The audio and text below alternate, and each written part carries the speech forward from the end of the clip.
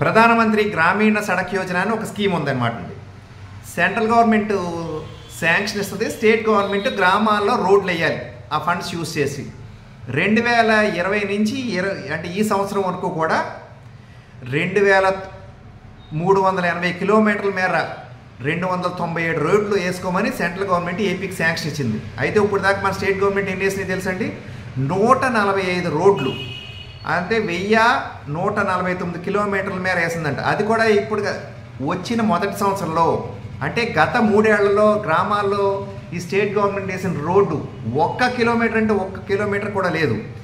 ఈ వీడియో చూస్తే చాలామంది అనుకుంటారు స్టేట్ హైవేలు వేయలేదు, ఈ చిన్న రోడ్లు ఏమేస్తారులే ఏంటి అనుకున్నాను. కరెక్టే, కానీ మా వెర్షన్ ఏంటంటే సెంట్రల్ గవర్నమెంట్ ఆంధ్రప్రదేశ్కి ఏమిస్తుంది, ఈ రాష్ట్ర ప్రభుత్వం ఏం చేస్తుంది అనేది తెలియజేయడమే మా ఉద్దేశం.